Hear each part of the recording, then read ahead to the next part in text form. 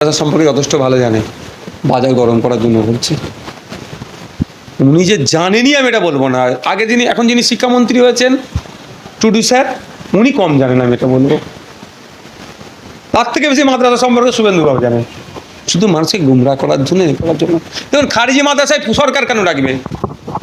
গুরুকুল থেকে শুরু করে গুরুমুখী এই ধরনের যে শিক্ষা প্রতিষ্ঠানগুলো আছে তারা তাদের ধর্মীয় ভাবে চলে, মানুষের চাঁদাতে চলে।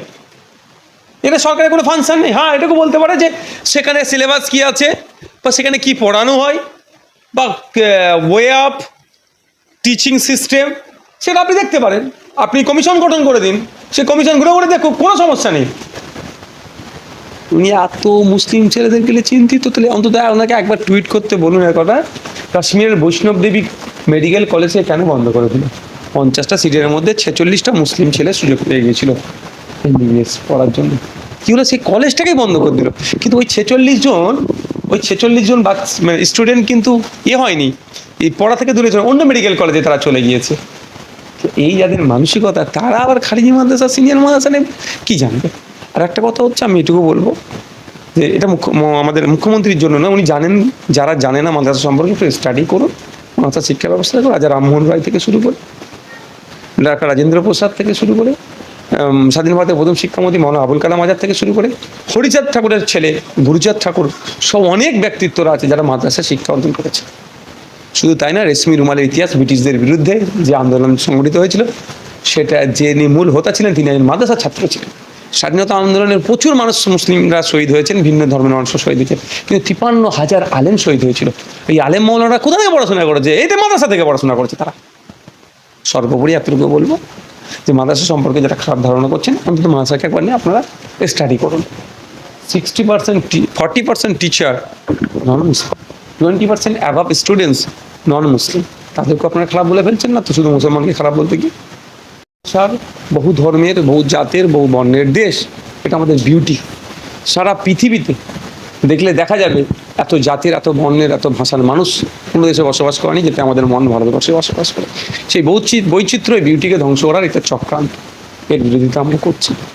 এবং সোমবারে যে বিল আসবে, অবশ্যই আমি সেখানে ডিবেটে অংশগ্রহণ করব, তার বিরুদ্ধে বলবো। শুধু তাই নয়, ব্যাপারটা হচ্ছে এটা সংখ্যাগরিষ্ঠ গণতন্ত্রের আস্ফলন ছাড়া আর কিছুই নয়। এই চাপিয়ে দেওয়া হচ্ছে না, ডিম খেতে হবে না, তোমাকে সোয়াবিন খেতে হবে, আজকে ডিম দিয়ে শুরু হচ্ছে, কালকে মাছ বলবে, তারপর দিন চিকেন বলবে, সব শাকাহারি করে দিতে হবে, কিন্তু মাছে ভাতে বাঙালিরকে ভুলে দেওয়ার চেষ্টা, এই চাপিয়ে দেওয়া হচ্ছে এটা। আর একটা কারণ হচ্ছে, বিজেপি সরকার 2 মাস হয়েছে, 2 মাসের মধ্যে সরকার কতটা চালাতে পারছে, কতটা ফেলিওর হচ্ছে আপনারা ভালো করে জানেন, সাধারণ মানুষও। হকার উচ্ছেদে কিভাবে আজকে বিজেপি ব্যাকফুটে গিয়েছে, লক্ষ্মীর ভাণ্ডারের পরিবর্তে অন্নপূর্ণা ভাণ্ডার দেওয়ার নাম করে মানুষের, মহিলাদের বিশেষ করে ভোট নিয়েছে, 1000-এর পরিবর্তে 3,000 টাকা দিয়ে হবে। এখন গতকাল কি বিধানসভার মধ্যে মাননীয় অর্থমন্ত্রী মহাশয় এক প্রকার তিনি স্বীকার করে নিলেন যে 1 কোটি মানুষকে তারা, মহিলাকে লক্ষ্মীর ভাণ্ডার দেবে। পেত 2,42 লাখ। আমি মানছি 2,42 লাখের মধ্যে একটা অংশ দুর্নীতি হয়েছে। হ্যাঁ, আমি বিধানসভার মধ্যেও বলেছি তৃণমূল দুর্নীতি করেছে, ছেলেদের নাম ঢুকিয়ে দিয়েছে, কিন্তু বাকি মহিলারা কি দোষ করল? এরা 1 কোটি মহিলাকে দেবে টার্গেট, কেন এবারে 36,000 কোটি টাকার প্রজেক্ট রেখেছে। 36,000 কোটি টাকা এই জন্য আমি বলছি 1 কোটি মহিলা, একটা মহিলা 1 বছরে 36,000 টাকা পাচ্ছে।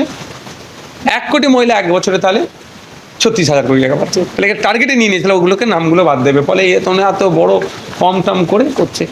এই নিয়ে যখন মানুষ পৃথিবীরক্ত, মহিলারা ক্ষিপ্ত হয়ে উঠছে, হকার, গরিব সমাজের মানুষ, নিম্ন মধ্যবিত্ত গরিব মানুষরা যখন, হকাররা যখন তাদের দোকানপাট ঘুমটি ভেঙে দিচ্ছে, যখন ক্ষিপ্ত হয়ে উঠছে, তারপরে পরে কি পোস্ট ইলেকশন, প্রি ইলেকশন কি বলেছিল যে আপনার ক্ষমতায় নিয়ে আসুন, দিল্লির মতো পেট্রোল ডিজেলের দাম করে দেবো, 450 টাকায় গ্যাস পাবেন, অনেক কথা বলেছিল। আজকে সেগুলো ব্যর্থ হয়েছে। বিদ্যুৎ 200 ইউনিটের কথা বলেছিল, উল্টে বিদ্যুতের দাম বেড়ে যাওয়া শুনছি বেড়ে যাবে। যে প্রতিশ্রুতিগুলো দিয়েছিল সেগুলো পূরণে ব্যর্থ তো হচ্ছেই, সেই প্রতিশ্রুতিগুলোকে আর নতুন করে তারা রিকলও করছে না। এই সময় তাহলে কি করতে হবে? মুসলমানদের বিরুদ্ধে কিছু বলো, মুসলমানকে কিছু বলো, তাহলে এটাই মুসলমানকে বলাটাকে এরা উন্নয়ন বলে চালাবে, মুসলমানকে বলাটা এরা কি করবে? প্রতিশ্রুতি পূরণ বলে চালাবে। এর থেকে বাইরে কিছু নয়। আমি অংশগ্রহণ করবো ডিবেটে, এর বিরুদ্ধে বলবো, সাথে সাথে এটাও বলছি আপনাদের গণতান্ত্রিক প্রক্রিয়াতে প্রোটেস্ট হবে, টেবিল প্রত্যাহারের জন্য, এবং আইনি লড়াইও হবে, আমি মামলা করব। একটা বিষয় দেখা গেল বিধানসভার ভিতরে বিজেপির বিধায়ক সজল ঘোষ তিনি বলেছেন সংখ্যালঘু দপ্তরটাকেই তুলে দিতে হবে। আমার মনে হয় এটা নিয়ে আমার সাথে এরপরে যদি দেখা হয় আমি বলবো, যদি আপনাদের দেখা আপনারা বলবেন একটা ডিবেট খেলে রাখা হোক, একটা ডিবেট রাখা হোক, অর্থাৎ একটা আলোচনা হোক, 2 ঘন্টা টাইম হোক, 4 ঘন্টা টাইম হোক, সংখ্যালঘু দপ্তর রাখা উচিত কি উচিত নয়, আদিবাসী জনজাতি উন্নয়ন দপ্তর রাখা উচিত কি উচিত নয়, নর্থ বেঙ্গল উন্নয়ন দপ্তর, সুন্দরবন বিষয়ক দপ্তর রাখা উচিত কি উচিত নয়, পশ্চিমাঞ্চল উন্নয়ন দপ্তর রাখা উচিত কি উচিত নয়, সবগুলো তার মধ্যে পড়ছে না। সুন্দরবন বিষয়ক দপ্তর কেন হয়েছে? সুন্দরবনকে স্পেশাল ট্রিট করে সুন্দরবন পিছিয়ে আছে তুলে নিয়ে আসার জন্য।